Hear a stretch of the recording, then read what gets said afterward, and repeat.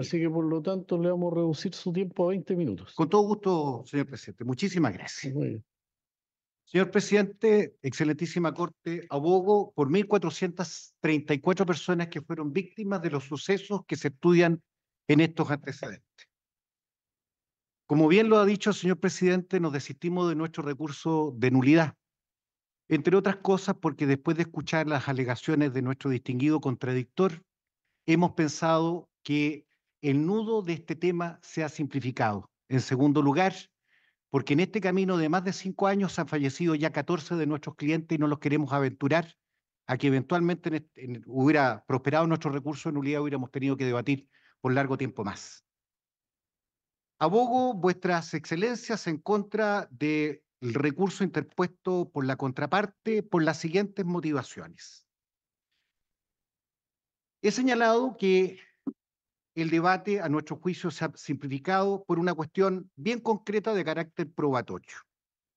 El recurso de nulidad planteado por nuestra contraparte, en su primer otro sí, ofreció más de una docena de probanzas para acreditar la causal del artículo 374, letra E. Ofreció, reitero y enfatizo, una cantidad muy importante de pruebas concretas, precisas, para acreditar esa causal. Y para acreditar la preparación del recurso de la causal principal, también ofreció lo propio. Pero ¿qué ocurrió, Vuestra Excelencia? Recién comenzando la audiencia del día de ayer, el señor presidente le dio la palabra a nuestro distinguido contradictor y éste señaló expresamente que no iba a rendir probanza alguna.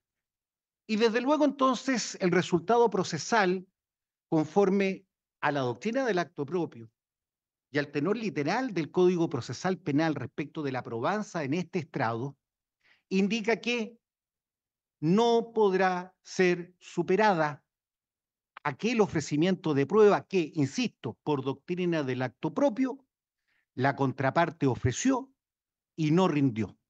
¿Cómo Vuestra Excelencia estará en este sistema acusatorio en condiciones de tener por acreditada la existencia de la preparación del recurso tratándose de la causal principal y cómo las contradicciones de la parte considerativa de la sentencia atacada sin ninguno de los audios que se ofrecieron, que habrían contenido estas contradicciones o esta preparación de recursos, fueron brindados en esta audiencia? Desde luego, no sirve ese argumento para que esta excelentísima Corte deseche el recurso interpuesto en contra de la sentencia. Segunda cuestión, Vuestra Excelencia.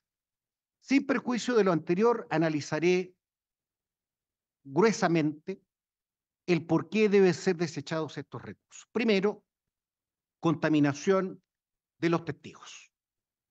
Lo primero, Vuestra Excelencia, que hay que señalar es que, más allá de lo que ya he señalado respecto de la preparación del recurso sin prueba, este recurso no ha sido preparado por dos motivaciones. Aun cuando, que a nuestro juicio no se puede, se tuviera por acreditado que la contraparte dedujo un incidente de nulidad procesal que habría perdido con costas respecto de la declaración de la testigo Xiomara Gómez, lo cierto es, Vuestra Excelencia, es que no hubo valoración negativa de aquella probanza al tiempo de las alegaciones de clausura.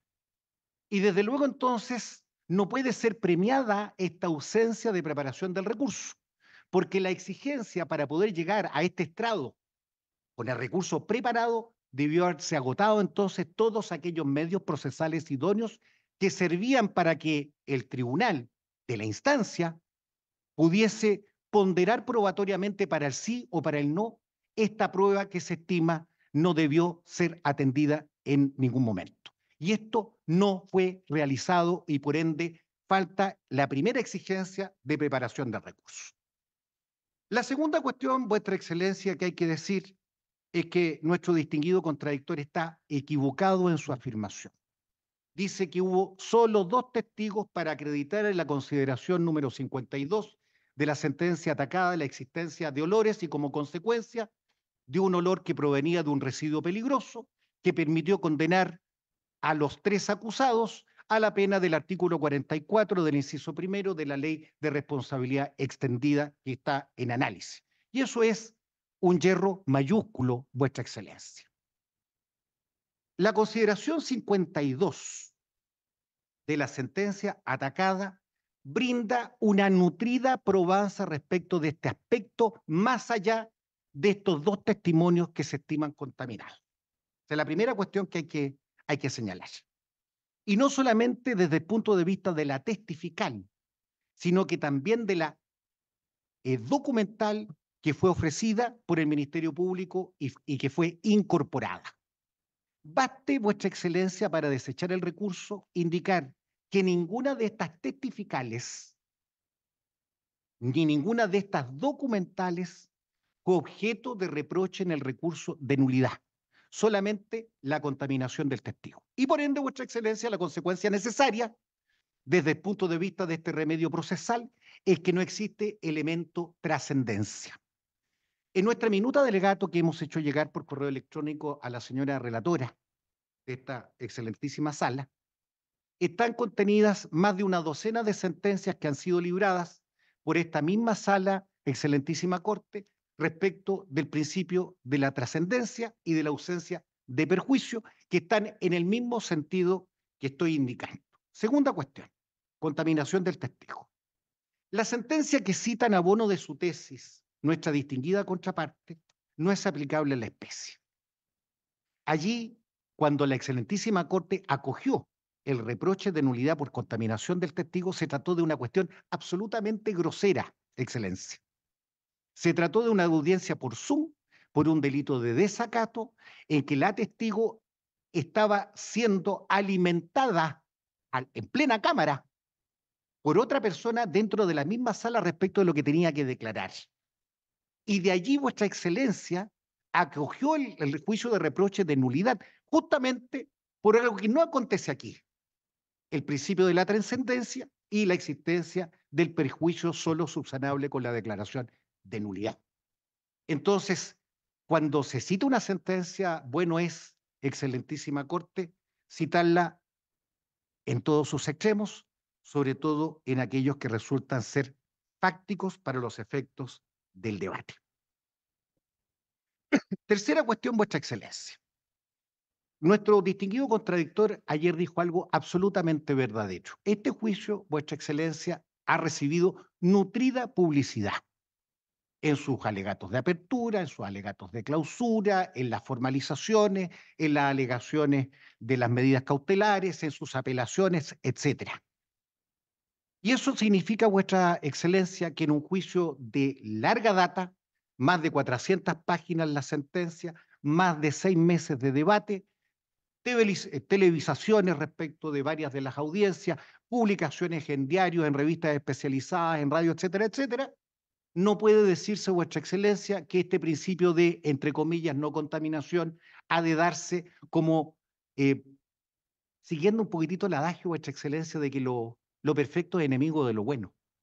Esto ha sido tratado, ya que se cita en el recurso jurisprudencia extranjera, por la doctrina española. En nuestra minuta de alegato, señor presidente, con vuestra venia, para no extenderme, allí están contenidas muchas citas de tribunales superiores españoles, de doctrina de derecho comparado, que abonan nuestra tesis. Ese principio de no contaminación se morigera cuando el juicio es público, cuando adicionalmente se extiende latamente. También, y lo dirá probablemente quien nos siga en estas alegaciones con más detalle, no es verdadero tampoco, Vuestra Excelencia, que no haya podido examinarse o contrainterrogarse a la señora Gómez en particular, porque a ella se le extendió latamente en cuanto a su testimonio. Y ahora vamos a un punto re importante. Lo que dijo esta testigo fue objeto de abundante análisis en la sentencia condenatoria. Y aquí viene lo importante, Vuestra Excelencia. Fue tan tratado que solo en el extremo que se tuvo por acreditado fue recibida de buen modo por parte de la sentencia que se está examinando en esta instancia, en esta oportunidad. porque fue descartada expresamente para tener acreditados hechos que perjudicaban a nuestro adversario. Luego, Vuestra Excelencia, no es verdadera la afirmación de que se tomó en pleno esta declaración de la señora Gómez. Muy por el contrario. Se dice en la sentencia que se mira con distancia varios capítulos de su declaración y por ende volvemos, Vuestra Excelencia, a descartar el extremo de la trascendencia del supuesto perjuicio para los efectos de acoger un recurso de nulidad como el que ha sido planteado. Dice también la contraparte que se ha sobrepasado en el juicio propiamente tal aquellas dos carillas, se habló de una carilla, pero de más de 60 líneas, esas son dos carillas en realidad, de la declaración que habría prestado la testigo señora Gómez durante el periodo de investigación. Insisto, hubo en la sentencia una validación restringida. Y aquí hay un punto también, Vuestra Excelencia, que ha sido acogido por este Supremo Tribunal para reprochar y desechar recursos de nulidad como el intentado. Aquí hay un juicio de reproche genérico a esta declaración. Y esta excelentísima Corte ha dicho, cito más de 6 sentencias sobre el particular, que el reproche genérico es inaceptable para los efectos de acoger un recurso de nulidad por esta causal precisamente referido a una probanza testimonial. Seguimos, Vuestra Excelencia, ya afinando algunas ideas. Respecto de la segunda causal del artículo 373, letra B, le suplico a este excelentísimo tribunal abordar las páginas 17 y 18 de nuestra minuta de alegato para confirmar que estamos en lo cierto cuando afirmamos que debe ser desechado el recurso de nulidad, pues se atacan hechos asentados como inamovibles, por lo que el recurso no puede prosperar. En concreto, ha dicho nuestro contradictor que ha habido un análisis de elementos normativos del tipo penal respecto del concepto de residuo peligroso que se escapan al ámbito que debería haberse fijado por la competencia del Tribunal Acuo. Aquí hay un error profundo, Vuestra Excelencia. Este excelentísimo tribunal, y también a propósito de esta causal y de este ataque de reproche, ha señalado que el elemento normativo tiene una doble mirada. La primera mirada, evidentemente que es jurídica, pero la segunda es fáctica.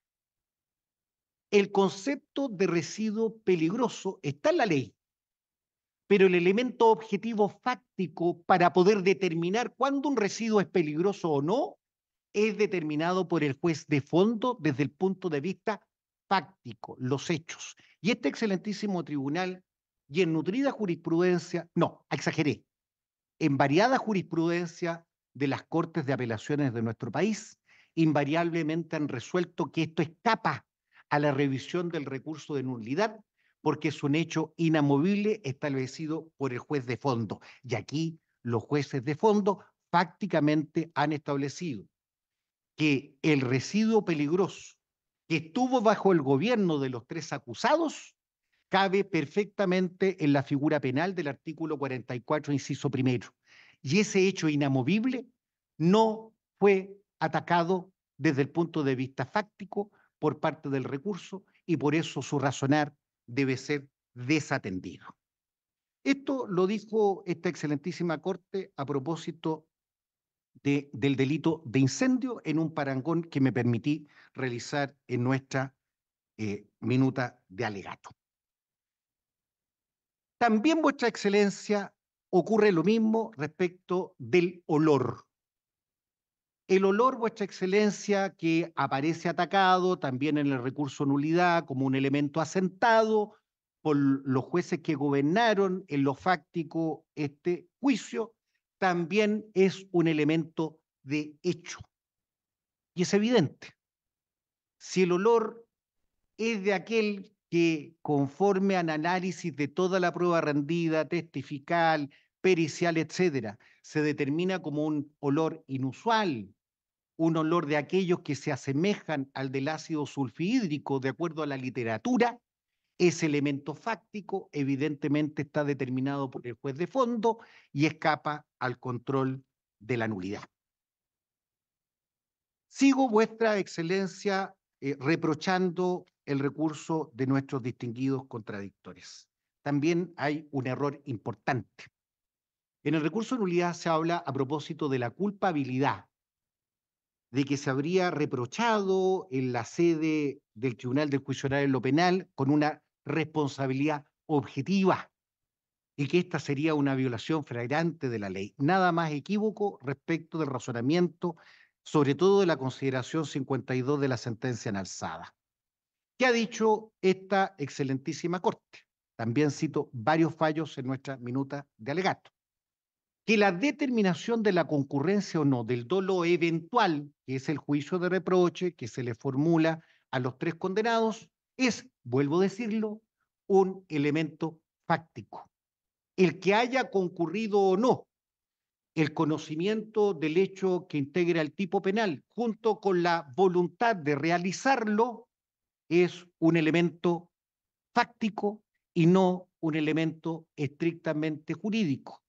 Y vuelvo, ¿dónde está el juicio de reproche en que se ha aplicado falsamente la ley? Vale decir, se ha aplicado el 44, inciso primero, a una situación no prevista por la ley y por ende que evidentemente formule un juicio de reproche de infracción de ley que influya sustancialmente en los dispositivos de la sentencia. Para nada, Vuestra Excelencia, porque, vuelvo a decir, es un elemento fáctico. Otra cuestión también relevante y que quisiera enmendar, Vuestra Excelencia, no lo podemos dejar pasar. Se ha dicho ayer que la única razón probatoria, el único elemento de convicción por el cual se reprocha la conducta enarbolada por los tres condenados, radicaría en la descripción que se realiza de sus funciones conforme a sus contratos de trabajo. Eso, Vuestra Excelencia, no es verdadero. No es verdadero. Yo no quiero decir que es una afirmación temeraria, pero está cercana. Porque en la sentencia, y vuelvo en la consideración 50, 51 y 52, está la descripción conforme a la cual los tribunales, el Tribunal del Juicio Oral en lo Penal por unanimidad determinó cuáles eran las funciones que debían cumplir estas tres personas condenadas. Y estas no solamente están por la descripción objetiva de la conducta, perdón, del contrato de trabajo, sino por la multiplicidad de correos electrónicos conforme a los cuales se gobierna la importación, manejo y refinamiento del crudo iraní. Porque aquí tengo, Vuestra Excelencia, que situarme con su venia, señor presidente, respecto de cuestiones fácticas, para poder entender cuál es la problemática. Este, entre comillas, negocio, que todavía no sabemos cuánto le costó a la empresa nacional del petróleo, algunos dicen 47 millones de dólares en un fracaso, deriva de una negociación que se tuvo con el Estado iraní, fracasada también hace más de 2 décadas.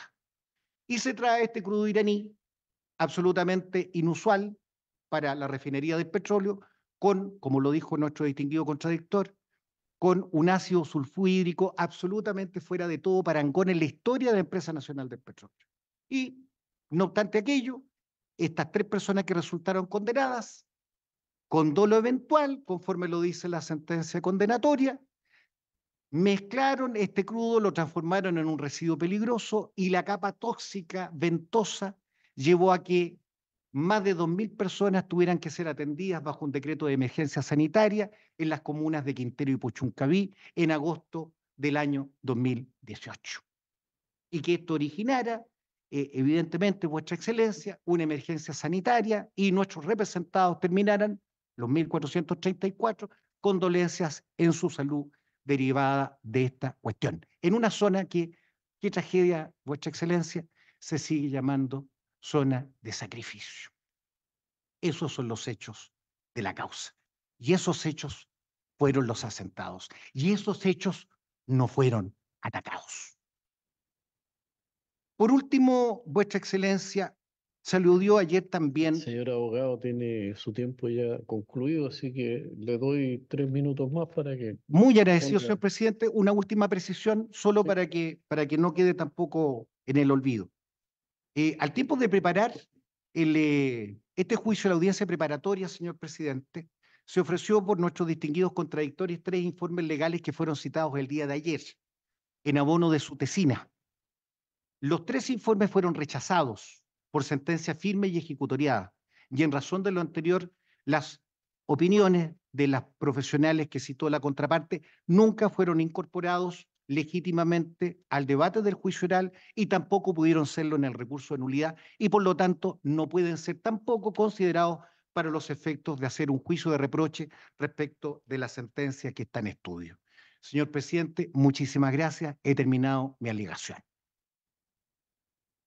Muy bien. Corresponde entonces a continuación que alegue la abogada señora fiscal del Ministerio Público, Ana María Aldana. Tiene 30 minutos, abogada, para su exposición. Muchas gracias, señor presidente. Con la venia de este excelentísimo tribunal, comparece ante ustedes fiscal Ana María Aldana, de la Fiscalía Regional del Biobío, titular de la causa que nos convoca el día de hoy, solicitando respetuosamente a este excelentísimo tribunal se rechace el recurso de nulidad presentado por la defensa por los siguientes argumentos. Sus señorías excelentísimas, este es un caso complejo. Ha sido un caso complejo para la Fiscalía también. Por ello, me voy a tomar unos minutos de mi alegato para poder explicar los hechos que llevaron a esta sentencia. ¿Cuáles son los hechos? Y voy a partir un poco antes de los hechos. Como efectivamente señaló ayer el colega de la defensa, ENAP Refinería Concagua tiene varias décadas de funcionamiento en el litoral de Quintero. Eso es verdad. Pero dentro de su funcionamiento, el terminal marítimo Quintero pidió modificación de una parte de su estructura industrial, específicamente del sistema de efluentes. ¿Por qué lo destaco? Porque esto implicó que esta modificación la hizo dentro del periodo en que está vigente la nueva institucionalidad ambiental. ¿Qué obligó a eso? Eso obligó a que ENAP tuvo que presentar una declaración de impacto ambiental que terminó en una resolución de calificación ambiental. Es decir, estaban obligados en esta modificación a ser aprobados por la autoridad ambiental. Ello ocurrió el año 2005. Este año 2005 se elabora un documento que es una resolución administrativa que tiene potestades, que es la RCA 53. Les pido respetuosamente, sus señorías excelentísimas, recordar esta resolución, la RCA 53 del año 2005.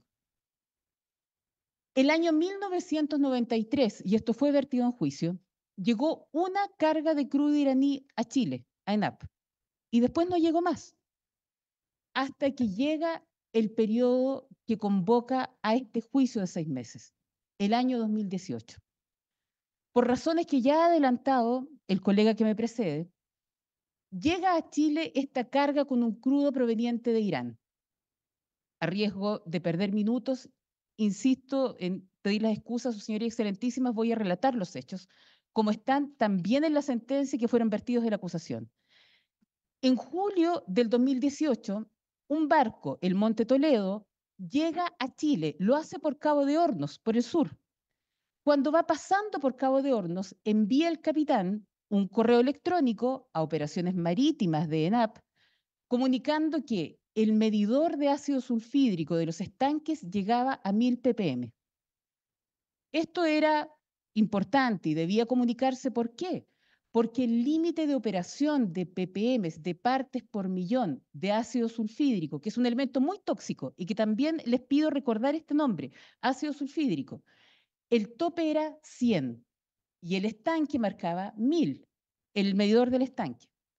Sus señorías excelentísimas, ¿esto indicaba que era 1000 ppm el valor del estanque? No, era que el medidor llegaba a 1000. Haciendo una comparación, es como cuando uno mide en un termómetro una temperatura que llega en el termómetro hasta 45 grados y llega a 45. No sabemos si son 50, 60, 70. Llegó a 45. El medidor llegaba a 1000 ppm. Con esta información se activan los protocolos, adecuadamente, por supuesto, y se contrata una empresa que también les solicito respetuosamente recordar, Baker Hughes. Esta empresa norteamericana podía gestionar la aplicación de un producto que controlara este elemento peligroso que era el ácido sulfídrico. ¿Cómo lo hacía? Con un producto que fue fabricado en Chile, en Oxiquim, y que tenía como base otro elemento tóxico, el formaldehído. Entonces, para poder simplificar, la carga traía un elemento tóxico peligroso, el ácido sulfídrico, y Baker Hughes lo iba a controlar con otro elemento peligroso, el formaldehído. Sus señorías excelentísimas, el 15 de julio llega el buque Monte Toledo de la Bahía de Concepción, a mi región. Al llegar el barco a este lugar, requería un permiso para poder descargar la mitad de su carga en otro barco, el Cabo Victoria, que llevaría el crudo a Quintero. ¿Cómo ocurrió? ¿Por qué relato esta parte? Porque esa es la primera parte de la acusación, que también está en la sentencia y respecto de lo cual 3 acusados fueron absueltos. En esta operación se requería la autorización de la autoridad marítima, que demoró, y entre los antecedentes presentados se pidió medición de los estanques. ¿Cuánto ácido sulfídrico tienen? Y ese informe se evacuó. ¿Y cuánto se midió? 9000 ppm. Sus señorías excelentísimas, me permito respetuosamente recordar que el límite de operación era 100, el barco alertó 1000 y en el informe se marcó 9000. Mortífero, el ácido sulfídrico es en 50 ppm. Eso decretado por la Asociación Chilena de Seguridad de Chile. Sus señorías excelentísimas, entonces, se da la autorización para que los barcos cerrados hagan este traspaso de crudo, la mitad a este nuevo barco y la otra mitad que se quedara en Biobío. Durante el proceso de traspaso de este crudo, una nube llega a la parte litoral, cercana al litoral en Concepción, incluido el Mall Plaza del Trébol, que es el mall más grande que tenemos en mi zona, en Concepción. Y efectivamente hubo emergencia, hubo evacuaciones, hubo alerta en la comunidad. Respecto de esto, no pudimos probar la culpabilidad de 3 personas que acusamos, pero sí terminamos con una persona sancionada por suspensión condicional del procedimiento, el encargado de este alige, de este traspaso de crudo. Pero me voy a los hechos, sus señorías excelentísimas. El barco, con la mitad de la carga y sin el tratamiento, porque va puro, es decir, a la medida con estos 9000 ppm, se va a Quintero, a descargar a ENAP Refinerías Aconcagua, Terminal Marítimo Quintero. ¿Cómo es la estructura? Este terminal depende de un gerente general, que efectivamente se encuentra con asiento en Concón, que es el señor Edmundo Piraíno, uno de los 3 condenados.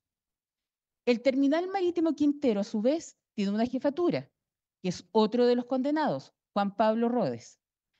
Y dentro de la importancia de los hechos, estos ocurrieron en la parte terrestre, que tiene otro jefe, el señor Carlos Lizana.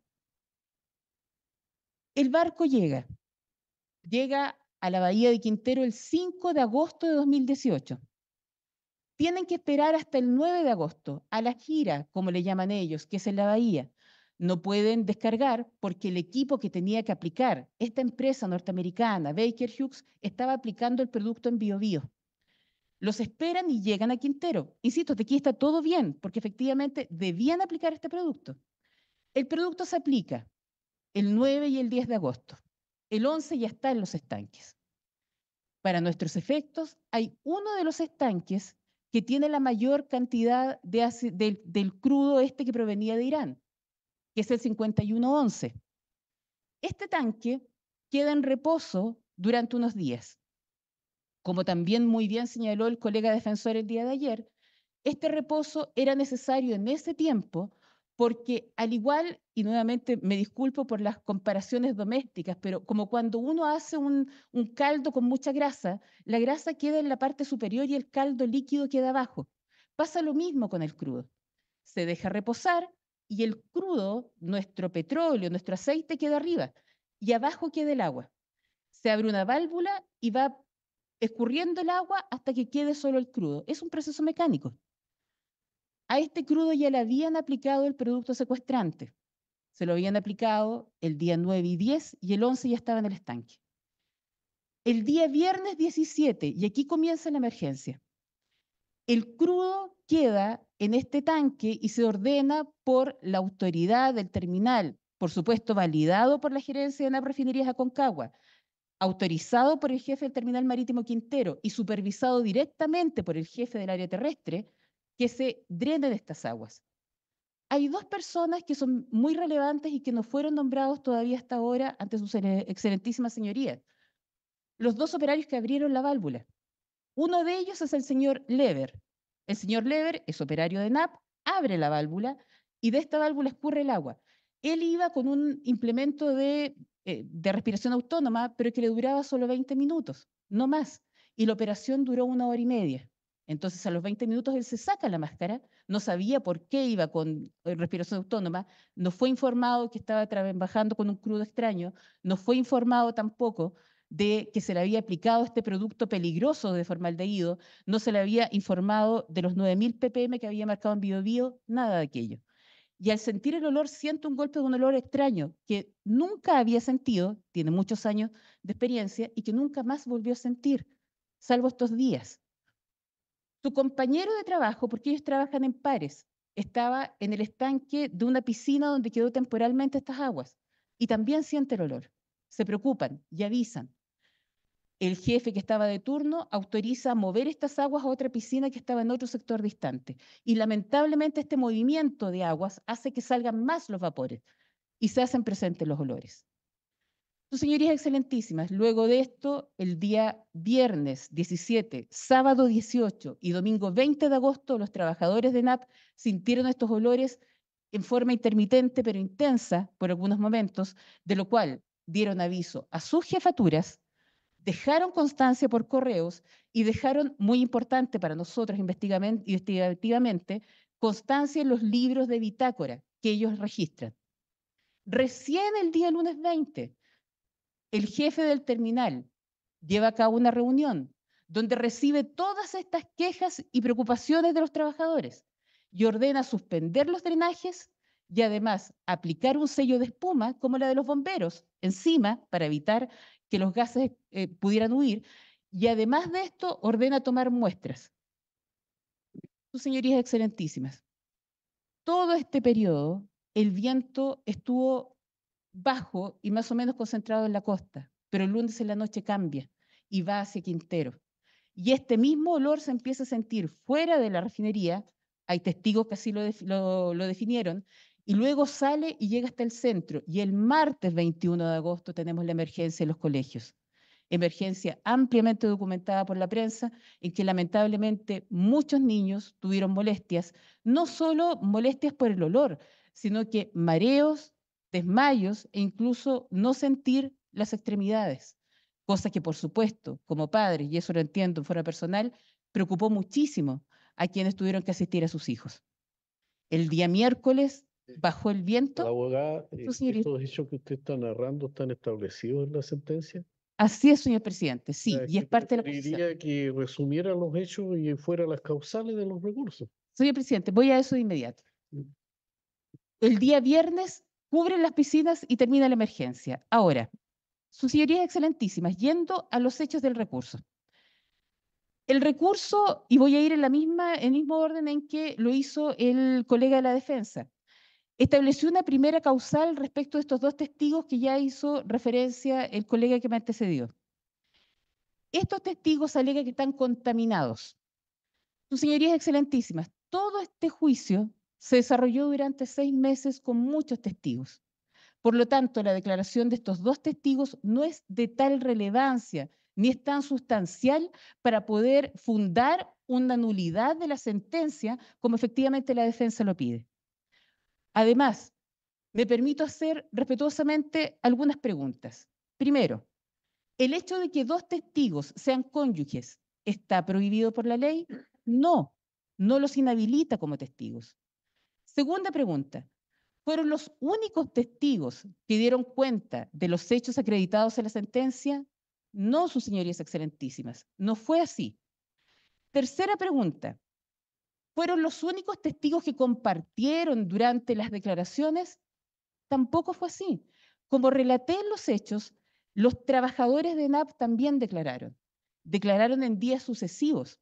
Y como ocurre normalmente, los trabajadores comparten en el trabajo incluso más tiempo del que comparten con sus familias.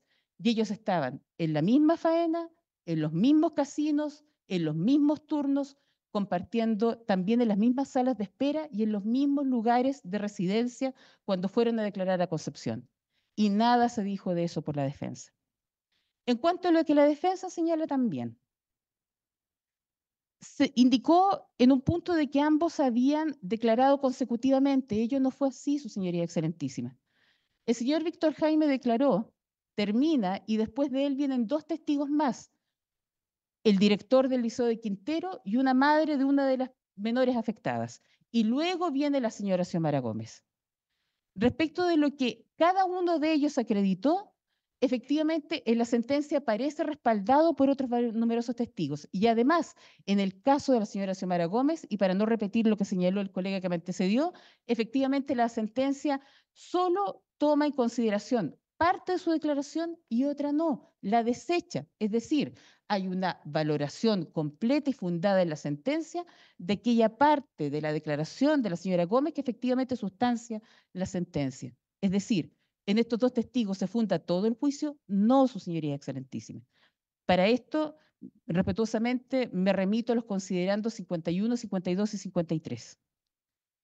En el segundo punto, señala la defensa de que el señor Víctor Jaime habría sido quien dijo de que esta normativa no había sido cumplida y que esto no era así porque estaba permitido.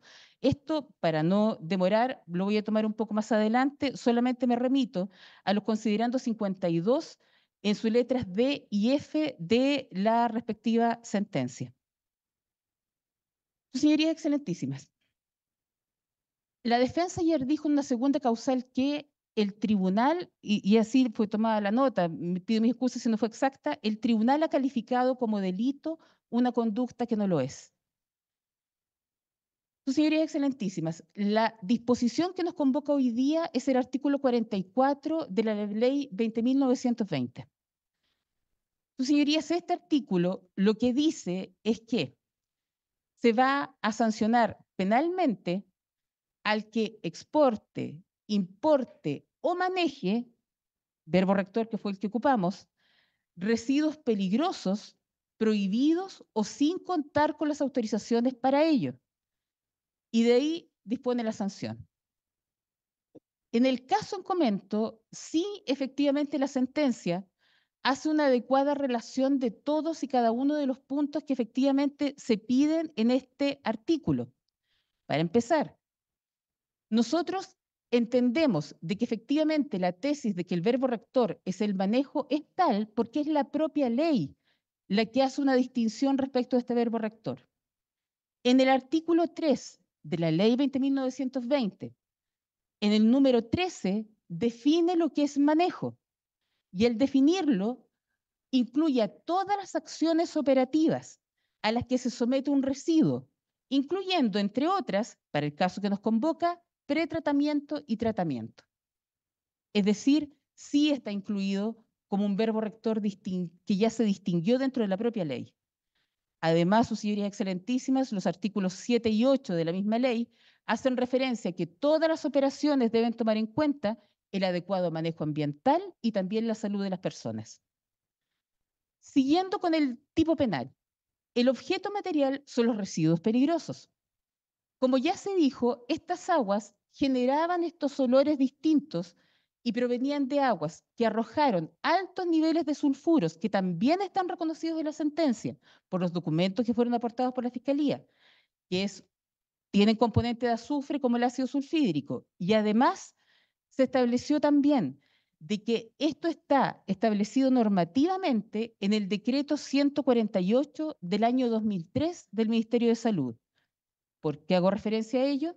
Porque en este decreto se indica expresamente en el artículo 89 que ácido sulfídrico es un tóxico crónico y en el artículo 88 que el formaldehído es un tóxico agudo. Es decir, estamos ante residuos que fueron tratados efectivamente con sustancias que son tóxicas como efectivamente nos pide la ley.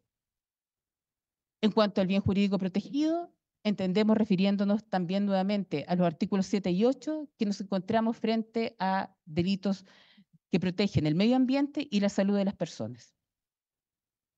Así entonces, ¿hay una errónea aplicación del derecho? No, sus señorías excelentísimas. Está absolutamente adecuado a lo que establece la norma penal.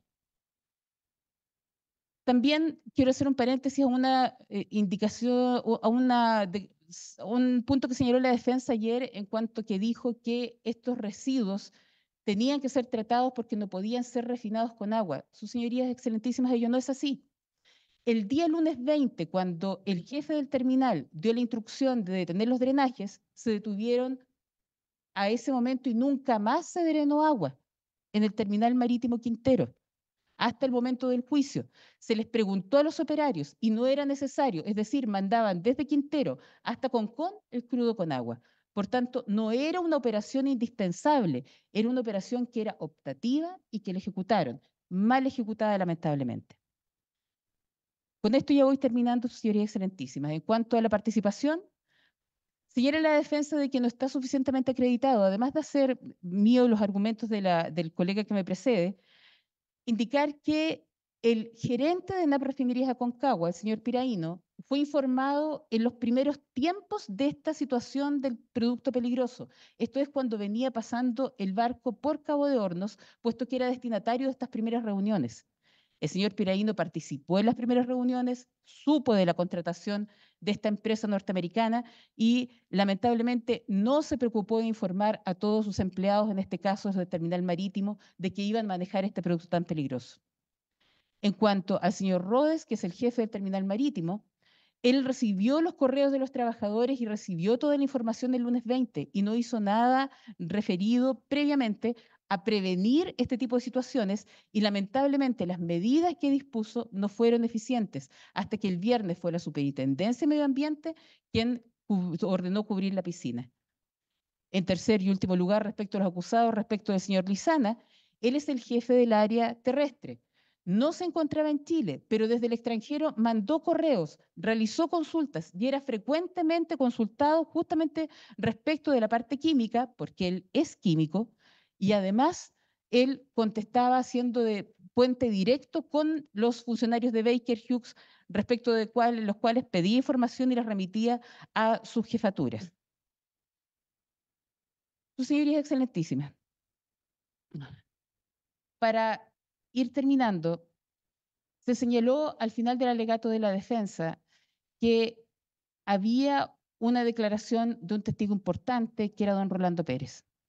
Don Rolando Pérez, y esto ya es lo último a lo que me refiero, don Rolando Pérez era la persona encargada, un ciudadano norteamericano, de aplicar este producto peligroso para controlar el ácido sulfídrico.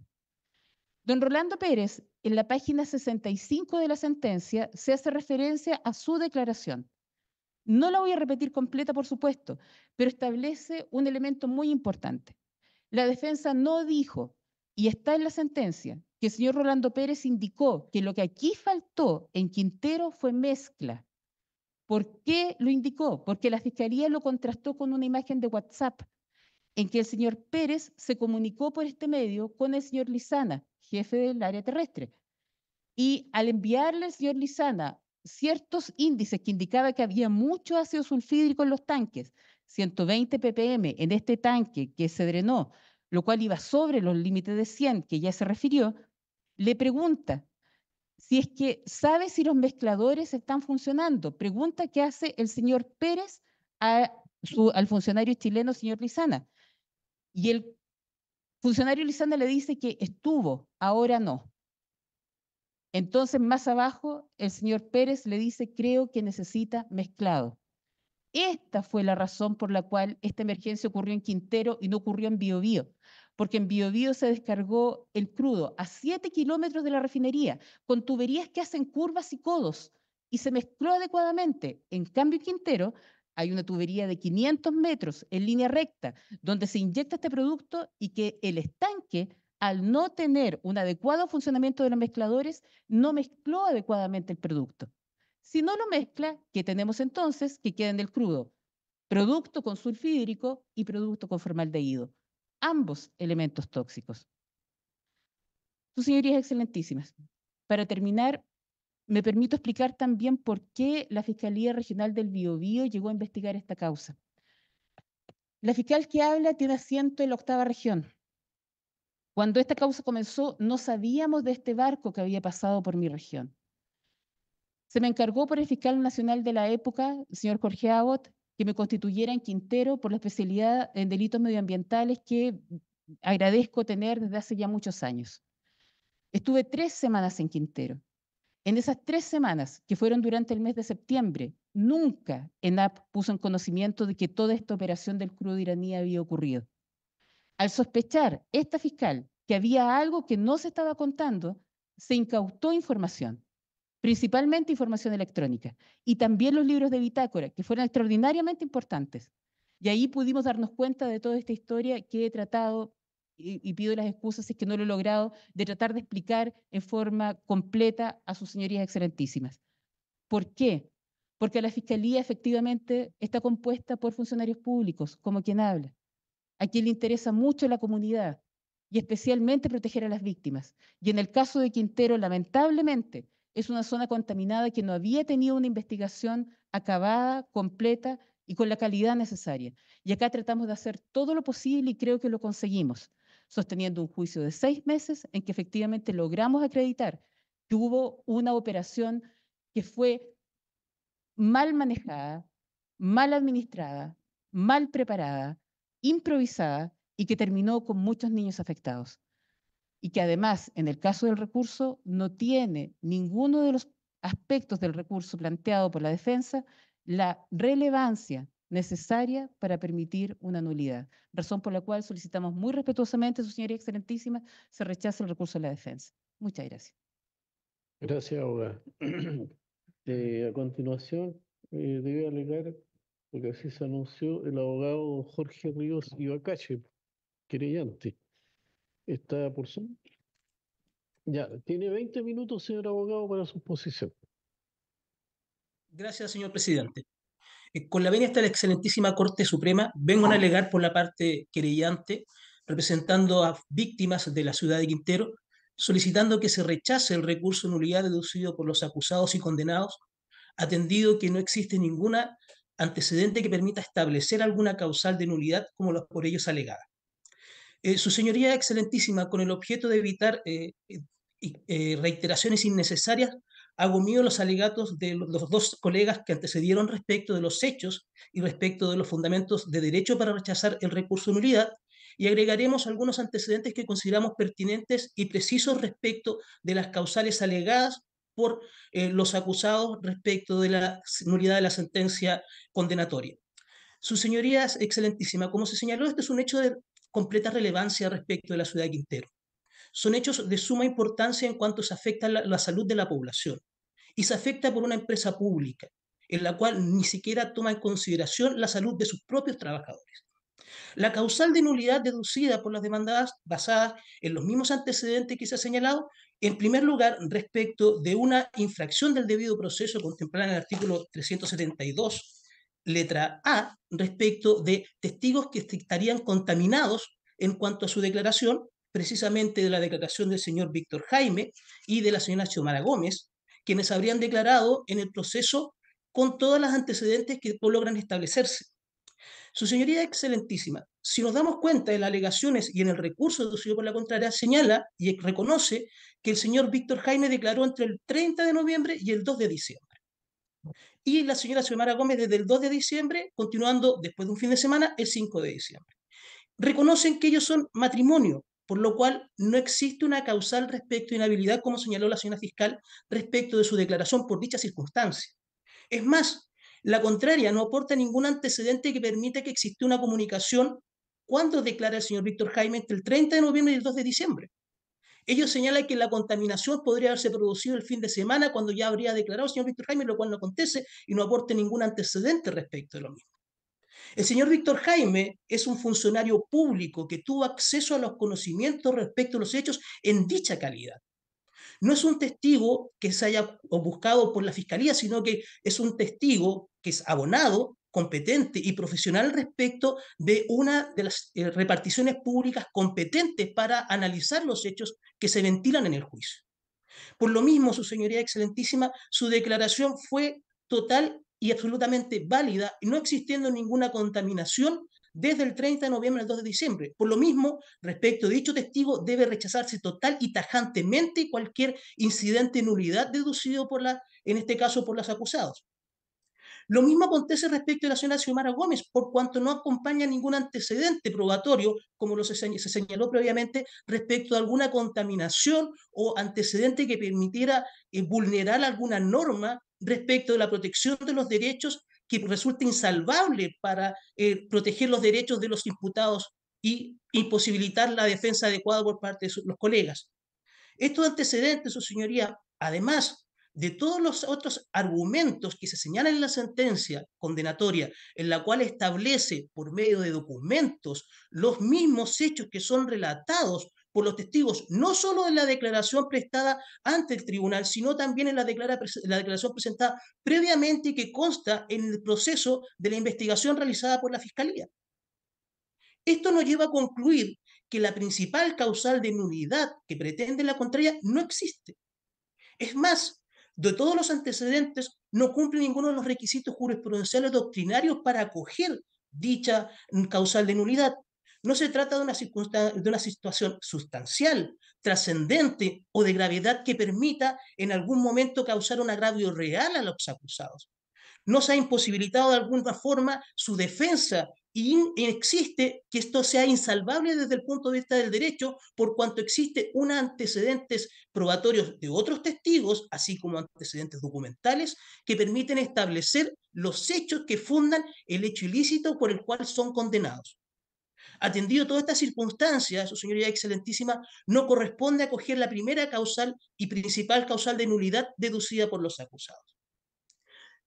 En el mismo aspecto, su señoría excelentísima, la contraria, en forma subsidiaria, solicita una causal de nulidad basada en el artículo 373, letra B, es decir, con una infracción de sustancial de las normas que se han influido sustancialmente en el fallo, lo cual en el presente caso no existe. La contraria ha señalado en su recurso y en sus alegatos que aquí se trataría de conductas que no serían sancionadas penalmente y que una conducta no sería un ilícito penal, lo cual no es efectivo. En este caso existe una resolución de calificación ambiental, la número 53, en la cual debe vigilar y la cual debe ser cumplida total y cabalmente por la demanda. Esta resolución de calificación ambiental tiene por objeto salvaguardar no solamente la integridad física de las personas, sino de resguardar el medio ambiente y establece condiciones para la operatividad de esta empresa que puede resultar altamente contaminante y puede afectarla. Por lo mismo, la resolución de calificación ambiental número 53 debe cumplirse total y completamente por parte de ellos. Y en este caso, al haber importado este crudo iraní con altos índices de ácido sulfídrico, que es totalmente letal, y haber ocupado un secuestrante con otro químico, también una sustancia peligrosa como es el formaldehído, violó completamente esta resolución de calificación ambiental, por cuanto las aguas oleosas deberían solicitar una autorización a la autoridad competente para realizar los drenajes que correspondían por parte de los estanques, y así evitar consecuencias negativas como la que ocurrieron. Esta sustancia peligrosa, su señoría excelentísima, no está establecido, como se señaló por la contraria, única y exclusivamente por malos olores. Aquí existen antecedentes documentales que permiten establecer esta circunstancia, y esto se encuentra establecido por las bitácoras en la cual dejan constancia los propios trabajadores. Su señoría excelentísima, cabe recordar que en este caso la ayuda que prestó las demandadas para el esclarecimiento de los hechos fue nula. Es más, los funcionarios de la Policía de Investigaciones que concurren al lugar producto de todos estos hechos resultan con problemas de salud con posterioridad a haber ocurrido, lo cual nos da señales que establecidas claramente que aquí existe una sustancia peligrosa y estamos hablando de ácido sulfídrico y formaldehído, que son dos elementos peligrosos de acuerdo a todas las normas y todos los antecedentes reunidos y que constan en la sentencia condenatoria. La contraria pretende o establecer que este ilícito penal se encontraría restringido solamente al tráfico y solamente hablaríamos de exportación e importación. Pero como señaló la señora fiscal, en este caso existen tres verbos rectores y dentro del verbo rector del ilícito penal del tipo se encuentra el del manejo de sustancias peligrosas o sin las autorizaciones correspondientes. Manejar en este caso fue lo que aconteció que realizaron las contrarias. No solamente esta importación de este clonari con altos índices de ácido sulfídrico que podrían haberlo realizado, pero con niveles que superan cualquier marco normal, lo cual se encuentra establecido en el proceso. Pero en esta circunstancia, claramente, esta norma medioambiental de protección de la salud y del medio ambiente debe aplicarse completa y totalmente. No se debe restringir artificial o antojadizamente el verbo rector respecto de los hechos en los cuales se encuentran establecidos y que en este caso, de acuerdo a la sentencia y de acuerdo a la prueba que se rindió, se encuentran establecidos cada uno de los requisitos del tipo para establecer la condena respecto a los demandados, acusados. No cabe nunca ninguna duda que en este caso estamos frente a un ilícito penal y que por lo mismo deben ser condenados. No es efectivo, como señala para fundar su causal la contraria, que en este caso se condene únicamente por una descripción de cargo. Por el contrario, de los antecedentes que se logran establecer por medios de incautaciones de los medios electrónicos, no cabe duda que aquí existió una participación directa y real por parte de todos los imputados, no solamente por una descripción de cargo de sugerencia o jefe de terminal terrestre o marítimo, sino que estaban en conocimiento de los hechos y ellos adoptan las decisiones desde un punto de vista económico, con el objeto de evitar pérdidas, que en definitiva en realidad parece que no aconteció, pero ocupan antecedentes y los tienen en conocimiento. Y no ni siquiera, de acuerdo a los antecedentes que importan en el proceso, tuvieron conocimiento los propios trabajadores de la empresa de NAP de los riesgos que ellos afrontaban al manejar estos hechos de estas sustancias peligrosas que podían haber afectado su salud completamente. Todas estas circunstancias, sus señorías excelentísimas, nos llevan a concluir sin ninguna duda que en este caso no se configura ninguna de las causales de nulidad presentadas por la contraria. Como tercera causal de nulidad en forma subsidiaria, señala que en este caso no se habría, no se habría adoptado un conocimiento respecto de todos los hechos y las pruebas que se aportó por parte de la Fiscalía y por parte de la defensa, haciendo referencia a prueba testimonial y a documental que no se habría tenido en consideración, lo cual no es efectivo. Toda la prueba por parte de la sentencia de primera instancia que condena en este caso a los imputados tuvo la claridad suficiente para establecer los graves hechos que se ventilaron en las circunstancias que estableció. Se logró establecer cuál era la participación que le correspondía a cada uno de ellos, se logró establecer que esta sustancia era una sustancia peligrosa, no solamente por los dichos de los testigos, sino por antecedentes ciertos y claros respecto de lo que es el ácido sulfídrico y el formaldehído ocupado como secuestrante respecto a lo mismo, por lo cual no existe ninguna infracción en lo que se refiere al análisis de la prueba respecto de la sentencia condenatoria que se logra establecer.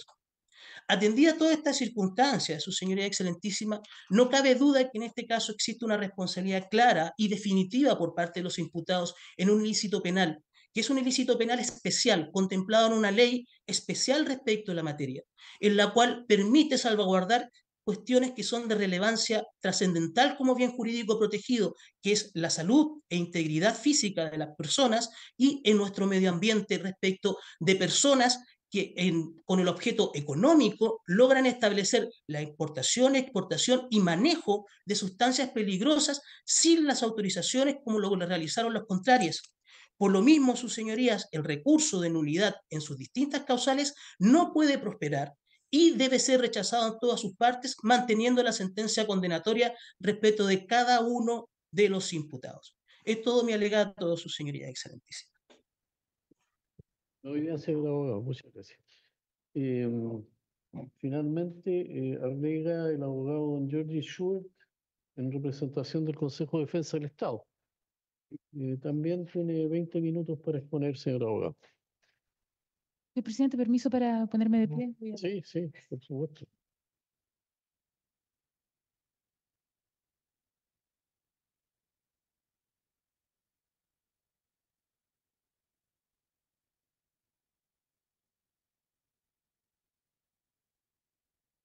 Muchas gracias.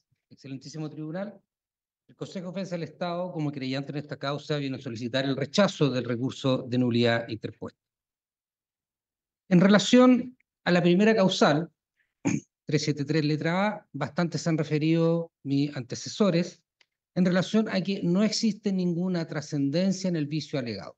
Se explicó que existían dos testigos, uno de los cuales no se discute que pudiera haber alegado sin ninguna contaminación, pero eventualmente pudo existir una contaminación del testigo porque existió un fin de semana y se plantea la duda del contacto entre ellos, ¿ya?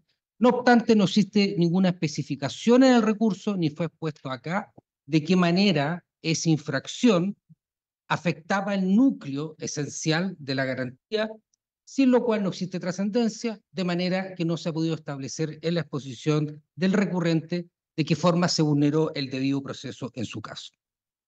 La jurisprudencia en eso, saben, sería ha sido uniforme de este excelentísimo tribunal. ¿Ya? Debe ser de un vicio de mucha trascendencia, gravedad, innegable sustancialidad, que no existe. Lo mismo ocurre con la segunda infracción dentro de este 373 letra A, que se refiere a que un testigo se habría extendido mucho más allá de lo que constaba en la carpeta de investigación. Esto ya ha sido bastante unificado del año 2013 en relación que si la defensa ha tenido conocimiento de que el testigo iba a declarar en juicio, conoce durante la investigación de que está presente y que luego va a ser citado a declarar en juicio, entonces ha podido preparar la posibilidad de una defensa técnica y el contrainterrogatorio. Y por tanto, en este caso, no solo tenía conocimiento de la existencia de este testigo, sino que por lo demás había una declaración formal del testigo, de manera que ha podido ejercer plenamente su derecho a defensa. No existe tampoco acá una vulneración sustancial al derecho de la defensa de poder controvertir la prueba de cargo. Y como digo, el estándar es bastante alto, el que ha establecido la Corte Suprema sobre este punto. Me quiero saltar a la tercera causa, dejar para el final la del 373, letra B. Y por tanto, se señala como vulnerado la causal, la causal del 374, letra E en particular, por cuanto no existiría una exposición clara, lógica y completa de los fundamentos de la sentencia. Sobre este punto, señalar que existe un análisis de los testigos y de los peritos en la sentencia. Lo que echa de menos en el fondo el recurrente es que, si bien son analizadas estas pruebas, existen alegatos de la defensa para los cuales presentó estas pruebas que consideran que no están suficientemente abordados en la sentencia. Y eso no solo para los peritos y testigos, a propósito de la existencia o no de elementos peligrosos, sino que también respecto de una testigo en particular, funcionaria de NAP, que sostendría que no habría una vulneración a la RCA 53 de 2005 que tantas veces ha sido citada. Pues bien, sobre esta causal en particular, lo que ha sostenido esta Corte Suprema es que la razón de esto obviamente es poder conocer a través de la sentencia el razonamiento lógico, claro y completo, exige la norma 346, de manera que se pueda ejercer el derecho a recurso, un tercero pueda conocer ese razonamiento, sea comprensible, lógico y completo. Eso sin duda lo cumple esta sentencia. Por eso que estamos acá conociendo, y ustedes al leer la sentencia se pueden dar cuenta de cuál ha sido el razonamiento con análisis de prueba que ha llevado a los sentenciadores, en este caso en particular, a condenar por el tipo penal y acreditar la participación. De manera que existe un estándar para esto, y cumplido el estándar, que no cabe duda, deja claro que en la sentencia no ha existido arbitrariedad y se pueden seguir los argumentos de manera tal de ejercer el derecho al recurso. Y en esto, señoría, quiero señalar que me parece a mí que el artículo 375, que exige que exista un vicio sustancial y que afecte los dispositivos del fallo, es aplicable a las causales del 374. Comúnmente la doctrina ha señalado que más bien esta norma del 375 se refiere al 373. Pues la verdad que, si vamos al 373 letra A, en general los vicios cuando se alegan se cometen durante el procedimiento y no en los dispositivos de la sentencia. Podrían afectar los dispositivos de la sentencia y no obstante acogerse una causal por el 373 letra A.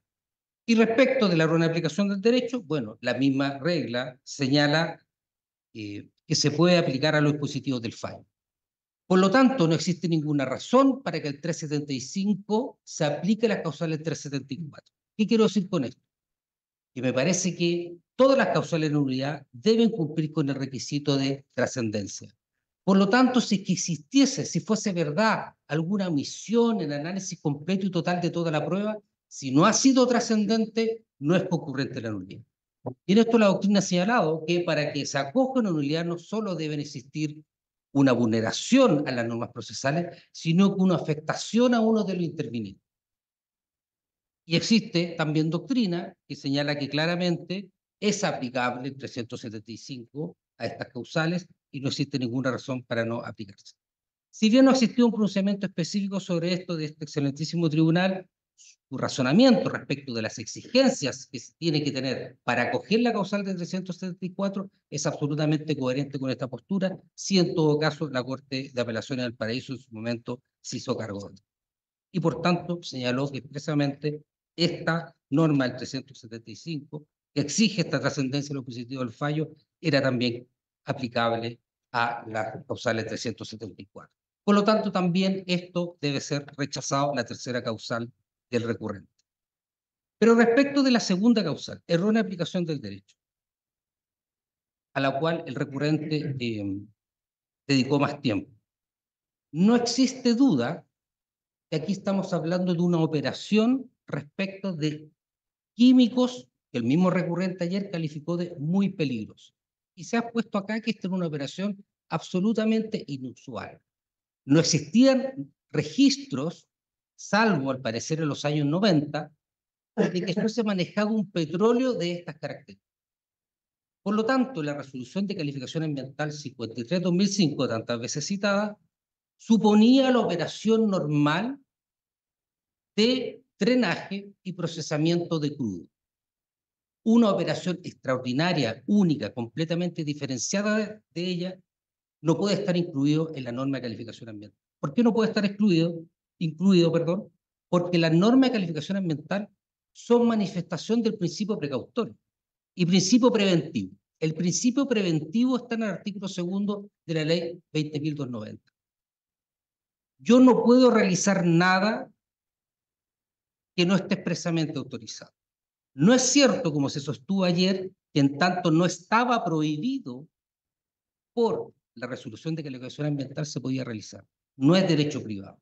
Las normas de derecho ambiental son de derecho público. Y como manifestación del principio preventivo, se deben tomar todos los resguardos por quienes importen, manejen y exporten residuos peligrosos. Así que frente a una operación extraordinaria como la que se ha descrito acá, debían, por el principio preventivo, obligación legal, modificar los procedimientos si era necesario al manejar estos residuos peligrosos. Y esa modificación, sin duda, tiene una obligación de informar a la autoridad, de acuerdo a la misma norma de calificación ambiental. ¿Por qué era extraordinaria este manejo? Se ha explicitado acá que lo que en general procesa la planta Quintero son petróleos con 100 partes por millón de ácido sulfídrico. Y se explicó acá que lo que se trajo fue un petróleo con 9.000 partes por millón. Con 700 partes por millón hay una muerte rápida. Así de tóxico es esto. Pero no solo teníamos un ácido sulfídrico particularmente peligroso, que exigía informar a la autoridad a lo menos y modificar esos procesos por normativa legal, sino que además se agregó, como se señaló acá, un secuestrante, formaldehído. Se utilizaron 700 toneladas de formaldehído, elemento peligroso, altamente peligroso, contenido en el Decreto Supremo 140. De manera que parece que el marco normativo era claro respecto de las exigencias que tenía que seguir el AFRA. El ácido sulfídrico no solo causa la muerte, como señalaba acá, sino que, según la propia prueba presentada por la defensa, tenemos que formaldehído, y quiero tenerme acá, es una sustancia inflamable, corrosiva, toxicidad aguda, peligroso para el ambiente acuático, cancerígeno, produce cánceres muy particulares como la leucemia mieloide y también paranasal y cavidad nasal. Y de eso se manejaron 700 toneladas, sin autorización y sin informar a la autoridad medioambiental. Dicho eso de estas características de este proceso, me quiero referir a algo sostenido ayer y lo cual han mencionado mis predecesores. Te señalo que importar y exportar, como que el manejar no fuera un verbo rector del artículo 44 de la ley de residuos, sino que solo manejar a propósito de importar o exportar. Pero eso no es lo que dice la ley. La misma ley 20.290 define manejar, también es concordante con la Convención de Basilea y también con el Decreto Supremo 148. Manejar es transportar, es almacenar, es el pretratamiento y el tratamiento. Todo eso es manejar. No se ven los residuos peligrosos solo al final del proceso cuando se vierten al mar las aguas oleosas. Podría no existir ningún olor. Podría no existir vertimiento de las aguas oleosas al mar. Pero yo ya estoy manejando. Porque si almaceno, pretrato, ya estoy cumpliendo con la acción del verbo rector. Pues bien, con todas las características especiales de este proceso, con el claro abuso de la resolución de calificación ambiental y vulneración subrayado suficientemente, no ha sido mencionado. Estamos hablando de funcionarios públicos, en virtud de la fijación del artículo 160 del Código Penal. Por eso que está acá presente el Consejo de Defensa del Estado. Y los funcionarios públicos, como sabemos, tienen una obligación de la preeminencia del interés público por sobre el particular. El cuidado del medio ambiente y la protección de la salud de las personas es el interés público preponderante. Y lo mínimo que tenían que realizar era informar a la autoridad sanitaria. Y no solo lo informaron, sino que, como se explicó acá, cuando se inicia esta investigación, ocultaron la información a la autoridad sanitaria. Y esto es importante por la otra causal que alegan a propósito de la supuesta infracción del derecho. No estaba acreditada la participación de los tres condenados. Son gerentes y administradores de una empresa estatal creada por ley, funcionarios públicos, pero además, aunque se tratara de una empresa privada, la doctrina ha desarrollado los elementos de la competencia dentro de una organización compleja, estructurada, con división de tareas, y por tanto lo que señala ese principio de competencia, si yo estoy en la posición, tengo las funciones y tengo el conocimiento, soy el responsable de las acciones que se ejecutan.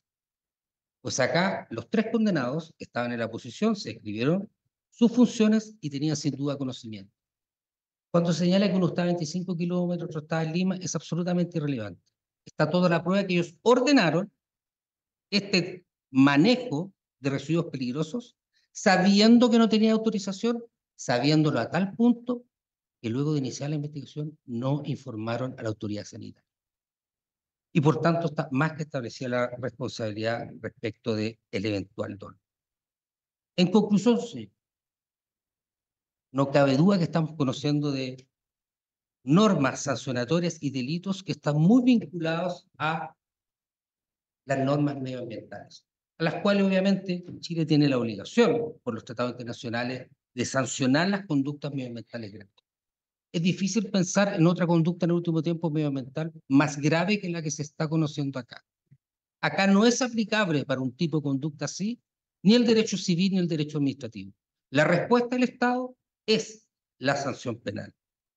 Y no cabe duda que en este caso está absolutamente justificada la aplicación de los tipos penales por todo lo que fue su señoría, de manera que no existe ninguna causal para acoger el recurso de nulidad. Muchas gracias. Bien. Me imagino que querrán hacer uso del derecho de réplica los intervinientes. Em, el abogado de la parte querellante, perdón, de la defensa, que alegó el día de ayer, el señor Muga, está presente, ¿verdad? ¿Va a hacer uso de su derecho de réplica? Bien, puede pasar, por favor, le cedo su. Para los efectos de mantener el principio de igualdad de armas, ya que el abogado de la parte querellante, perdón, de la defensa, tiene que enfrentarse a dos querellantes, más el Ministerio Público y el Consejo de Defensa del Estado, le voy a otorgar 10 minutos, señor abogado. Señor presidente, muchísimas gracias. Excelentísimo señor, hago uso de esta réplica en términos muy concretos y entendiendo también que la réplica tiene que ver con hechos.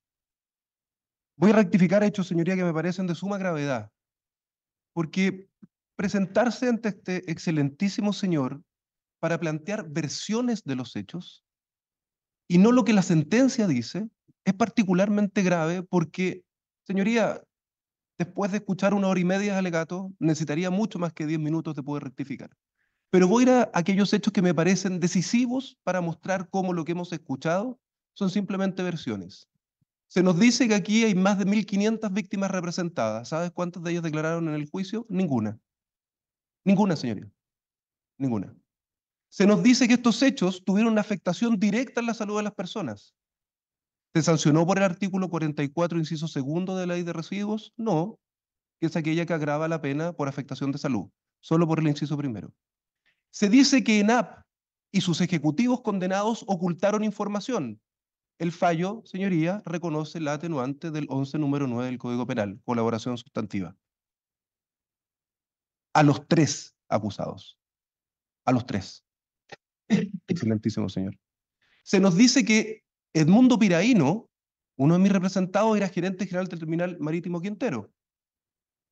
No existe una sola prueba que diga eso. Descripción de cargo, contrato de trabajo, declaraciones de testigos, gerente de la refinería de Concón.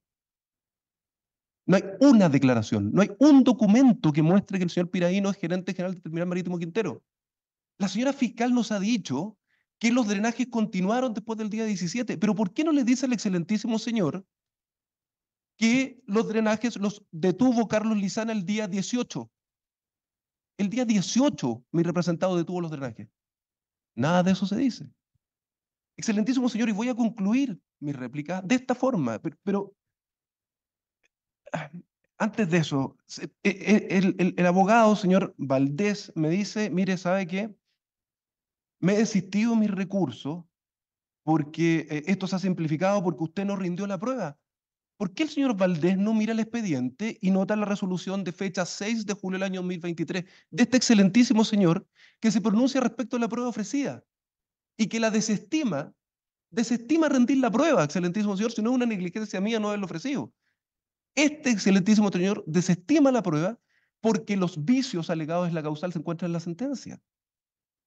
¿Por qué el señor Valdés no dice eso cuando alega, señoría? Si es una resolución de este tribunal. Pero finalmente lo que no puedo dejar pasar es lo siguiente, excelentísimo señor, y con esto termino.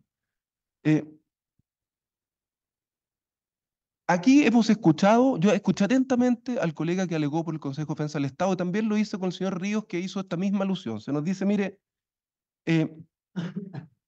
la infracción a la RCA 53 deriva en no informar, lo escuchamos todo, entre otras cosas, no informar adecuadamente a la autoridad, no haber informado este manejo inusual de sustancias, que no son 700 toneladas, son 150 metros cúbicos, eso está en el fallo. Lo mismo la referencia del señor Orlando Pérez en la página 65, señoría. El tribunal, perdóneme este paréntesis antes de volver para terminar mi alegación, el tribunal le formula un reproche al Ministerio Público acerca de la forma en que rindió prueba testimonial, haciéndola pasar como pericial. Y se le pide al excelentísimo señor que venga a revisar la página 65 del fallo como si le estuviera dando la razón. Pero vuelvo a lo mío. Entonces dice, mire, ¿sabe qué? Este manejo excesivo de sustancias, por decirlo de manera, debió requerir una autorización, un permiso. ¿Por qué no se le dice a este excelentísimo señor que en el rol 262-2020 del Segundo Tribunal Ambiental de Santiago, confirmado por la Ilustrísima Corte de Apelaciones de Santiago, y en un recurso de queja declarado inadmisible por este excelentísimo señor, se declaró ilegal? el actuar de la SMA respecto a estos hechos? ¿Por qué no se le dice eso? Rol 2020, 262-2020 del segundo Tribunal Ambiental. Pero ¿por qué no se le dice algo más grave todavía? Y con esto concluyo. Excelentísimo señor, no lo tengo anotado, pero puedo conseguir ese rol de la declaración de inadmisibilidad. Con esto concluyo, excelentísimo señor, es lo mismo. Pero ¿cómo no se le dice lo siguiente? Especialmente el Consejo de Defensa del Estado, excelentísimo señor, que con fecha 20 de noviembre del año 2023, y por eso no lo pude mencionar en mi recurso, porque es posterior al recurso, esto daría para un recurso de revisión. La SMA en resolución exenta 1930 del 20 de noviembre del 2023 absuelve a mi representado, a ENAP, de estos hechos, porque los califica de una forma completamente diferente.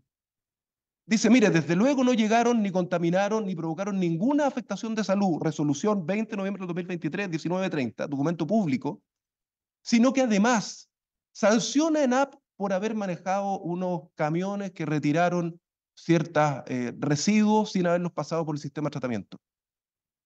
Pero no efectúa sanción alguna por estos hechos que el Consejo de Defensa del Estado y todos los querellantes y el Ministerio Público califican de esta gravedad. Excelentísimo señor, nosotros hubiésemos tenido esta resolución en nuestras manos durante el juicio oral y no estaríamos sentados aquí, excelentísimo señor.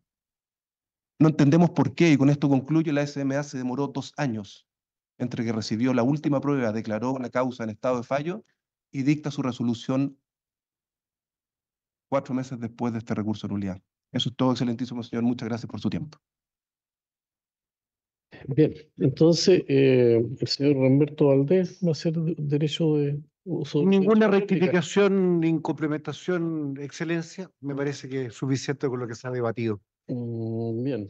¿El abogado señor Río desea replicar?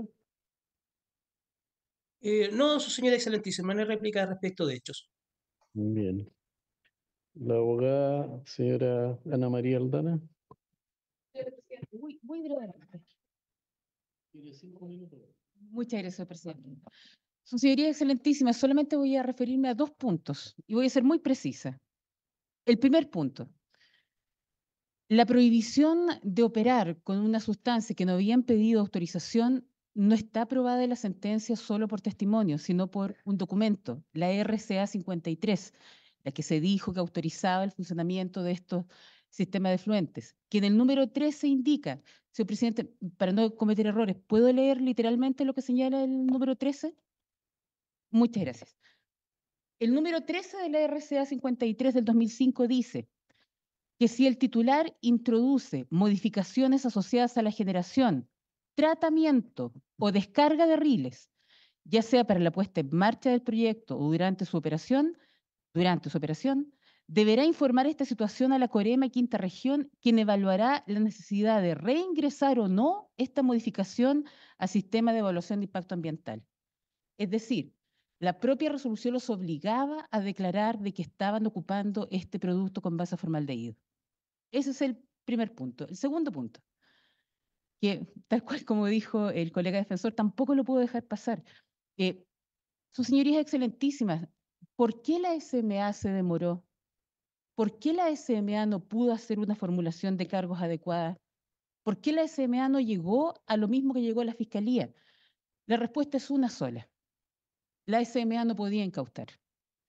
La SMA recién tomó conocimiento de los hechos como fueron vertidos en el juicio una vez que la Fiscalía comenzó a analizar los elementos incautados, que eso fue en septiembre del año 2018. En diciembre del 2018, por oficio, la Superintendencia de Medio Ambiente le pregunta a ENAP, ¿existía este crudo iraní? Y recién en diciembre, los hechos ocurrieron en agosto, recién en diciembre lo preguntan y en enero contestan, sí, efectivamente trajimos un crudo iraní. ¿Qué provocó esto? Que evidentemente la Superintendencia de Medio Ambiente, que es el organismo especializado administrativo en materia ambiental, no pudo tomar muestras, no pudo retener parte del crudo, no tomó los riles que se habían vertido, nada, porque recién en diciembre, cuando ya estaba todo procesado, pudieron preguntarse si efectivamente esto existía. Todo lo que de ahí surge, evidentemente, fue cuesta arriba para la Superintendencia de Medio Ambiente. ¿Y esto qué significó, sus señorías excelentísimas? Una modificación legal. Al momento de ocurrir estos hechos, no existía sanción para quienes realizaban actos como estos, ocultar, desviar, no presentar documentos respecto de la SMA, y ahora sí lo existe en la nueva ley de delitos económicos y ambientales. No queremos decir que fue por esta situación, pero evidentemente, lo mismo que dice el distinguido colega defensor, si hubiéramos tenido esta norma al momento de los hechos, también lo hubiera perseguido la Fiscalía. La Fiscalía llegó a un fin distinto porque teníamos otras armas. No sé si más efectivas, pero al menos para este caso fueron más útiles. La SMA no las tenía. Esa fue la única y exclusiva razón. Muchas gracias, señoría. Excelentísima. El abogado señor Schubert del Consejo de Defensa del Estado. 5 minutos, señor abogado. Gracias, señoría. Dada la alusión que obviamente se hace al Consejo de Defensa del Estado, he sido muy cuidadoso en no traer elementos fuera de lo que están en la sentencia a este debate. Se reprocha no haber traído a colación un procedimiento donde se discute un tema de derecho administrativo, donde obviamente las consideraciones que se pueden tener son absolutamente distintas y por lo demás el tribunal fue la que consideró que no existía autorización. Así que el reproche que se hace a no plantear un tema ajeno al procedimiento, obviamente me parece del todo improcedente. En todo caso, no hemos escuchado que afirme que sí tenía autorización en AFP. Por lo tanto, cuando reprocha que algunos han planteado opiniones y no los hechos que están establecidos en la sentencia, me parece que no es pertinente en este caso. Solamente eso, muchísimas gracias. Muy bien. Señorita relatora, ¿cuándo es la fecha de 2 de mayo? Bien, entonces vamos a poner término a la audiencia y les informamos que el día 2 de mayo se les va a notificar la dictación del fallo de recurso de nulidad que se ha interpuesto en este proceso. Se pone término a la audiencia.